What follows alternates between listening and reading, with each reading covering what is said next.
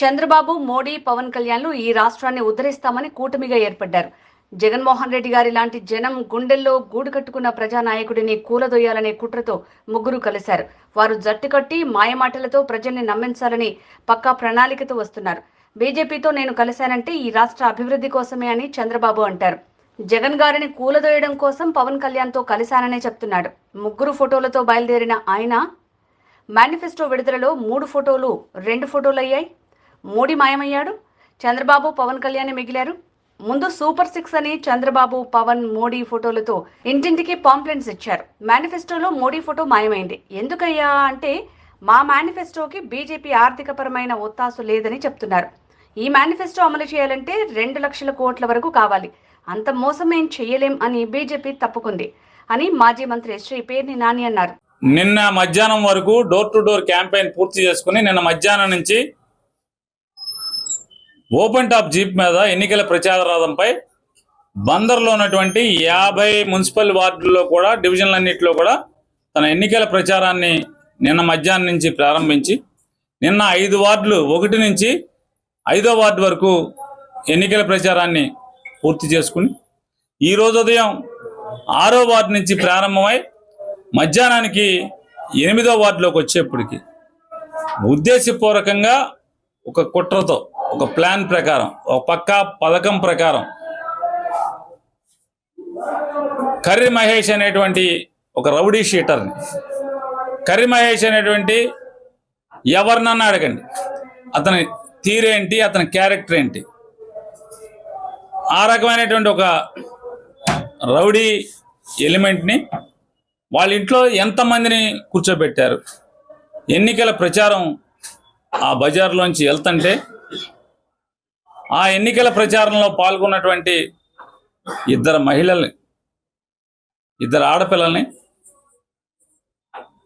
ఆ మహేష్ యొక్క కొడుకు వాళ్ళ ఇంటి ముందు నుంచి పచ్చి బూతులు అసభ్యంగా తిడుతుంటే అదే ఊరేగింపులో ఉన్నటువంటి చిలకలపూడికి చెందినటువంటి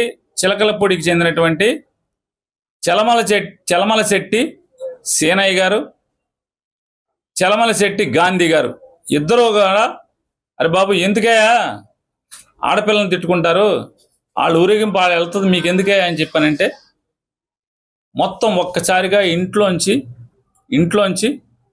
ఒక 15-20 మంది బయటికి దూకి ఆడపిల్లలను కొట్టి వీళ్ళిద్దరిని కూడా వాళ్ళ వయసు అంతా వాళ్ళ స్థితి ఏంటి ఏ రోజన్నా గాంధీ గారు కానీ సేనయ్య గారు కానీ ఏ రోజన్నా గొడవలకి వెళ్ళిన మనుషుల చిలకలపూడిలో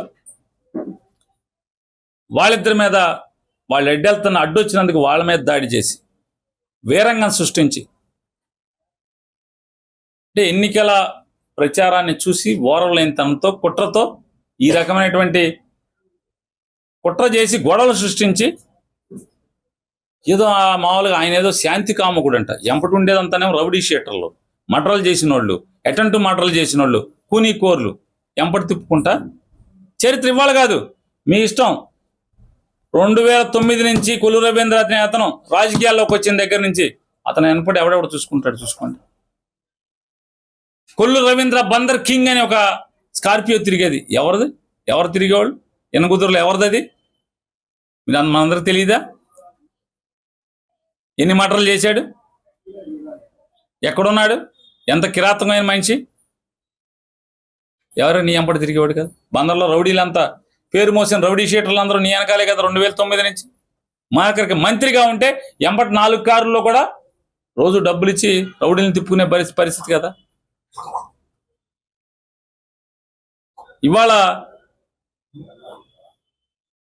ప్రచారం చేస్తా అంట పేర్ని కృష్ణమూర్తి టీడీపీ కార్యకర్తలు ఇంట్లోకి వెళ్ళి కొట్టారండి ఏమన్నా ఎవడన్నా ఈ రకమైన జరుగుద్దా చెప్పండి కనీసం ప్రజలు నమ్మరు ఇట్లాంటి తప్పుడు బురద వేస్తే అంటే రాజకీయంగా ఒక యువకుడిని ఎదుర్కోలేక వైఎస్ఆర్ కాంగ్రెస్ పార్టీని ఎదుర్కోలేక దిగజారి నీ నాయకుడు ఈ కొల్లు రవీంద్ర ఇద్దరు కూడా ఈ రకంగా దిగజారి ఇంత దిగజారి బతకాల్సిన అవసరం ఏంటి ఎన్నికలు ప్రచారం చేస్తా అంట మొత్తం వైఎస్ఆర్ కాంగ్రెస్ పార్టీ వాళ్ళు ఇంట్లోకి వెళ్ళి దాడి చేశారంట ఎవడన్నా ఇంట్లోకి వెళ్ళి ఎందుకు దాడి చేస్తారు దండం పెట్టుకుంటా ఓటు అడుక్కుంటా వెళ్తా ఇంట్లో దాడులు చేస్తారు వీళ్ళొచ్చి వైసీపీ ఊరేగింపు మీద దాడి చేసేస్తారు, ఆడపిల్లలను కొడతారు, పెద్దవాళ్ళని కొడతారు, సంఘంలో పరువు ఉన్న వాళ్ళని కొడతారు. ఈ కొట్టేటువంటి దొంగ బంగారం కొనేవాళ్ళు, తాగి రోడ్లంబట ఆయన రోజు బ్రాందీ షాపులు కాడి తిరిగేవాళ్ళు, వీళ్ళు పుణ్యాత్ములు అసలు మామూలుగా. దాని పేరేంటి, ఏమనాలి, సాధు జీవులు వీళ్ళే. 5 నిమిషాల్లో కొల్లు రవీంద్ర వచ్చేస్తాడు అక్కడికి, 5 నిమిషాల్లో. అంటే ఇదంతా మీరు ప్రీ ప్లాన్డ్ మర్డర్ కాకపోతే ఎందుకు, ఎలా వచ్చావు? నువ్వు ఎక్కడో ప్రచారంలో ఉండాలి కదా, ఎందుకు వచ్చేసావు? వెంటనే బాలసౌర్ వచ్చేస్తాడు. ఎక్కడి నుంచి వచ్చేస్తాను మీరు అందరూ? నీకు వేరే పార్లమెంట్లు, వేరే అసెంబ్లీలు లేవా బాలసౌరికి?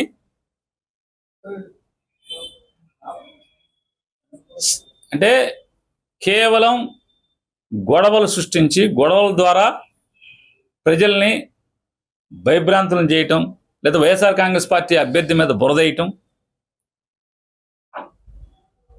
అది శంషేర్గా ఎన్నిక చేయవా కొల్లు రవీంద్ర? దమ్ముగా దిల్లుగా ఎన్నిక చేయి. గెలిస్తే ఓడితే వాడతావు. అంటే నీ తప్పుడు పనులు ఎందుకు? నీ చేతనైతే 2014 నుంచి 19 దాకా ఈ బందరికి ఏం చేసావు? ఏ పేటకి ఏం చేసావు? ఏ గ్రామానికి ఏం చేసావు? చెప్పగలవా? ఛాలెంజ్ చేస్తున్నా. జిల్లా పరిషత్ సెంటర్ నుంచి చిలకలపూడి మదర్ తెరిసా సెంటర్ వరకు సెంటర్ లైటింగ్ను అటు ఇటు కొద్ది తారు రోడ్డు వెడల్పు చేయటం తప్పితే ఏంటి నువ్వు బందరకు చేసింది? ఒకటన్నా పలాంది చేశా అని చెప్పు. నీ ఇష్టం. 3 స్తంభాల నుంచి కమ్మసంగం పెడన రోడ్డు దాకా తవ్వి వదిలేసేస్తే నానా సంఖ్యలు నాకు నేను పూర్తి చేయాల్సి వచ్చింది కదా. 3 బైపాస్ రోడ్డు అంతా నీ ఇష్టం. ఏం చేసావు? ఏ ఊరికి? పలానా ఊరికి కొత్తగా నేను మంచినీళ్ళు తెచ్చాను, కొత్తగా చెరువులు తవ్వించాను, కొత్తగా డ్రింకింగ్ వాటర్ పేరు నాని మంచి లేకపోతే నేను ఇచ్చాను చెప్పాలి కదా. ఒకటన్నా ఒక్క పని పలానా ఊరికి వెళ్ళి ఒక్కటి. ఏంటే నువ్వు పగలు తీసింది ఏంటి అంటే 100 సంవత్సరాలు పైబడినటువంటి Bharat electronics limited Machilipatnam BEL కంపెనీని బందర్ నుంచి తోలి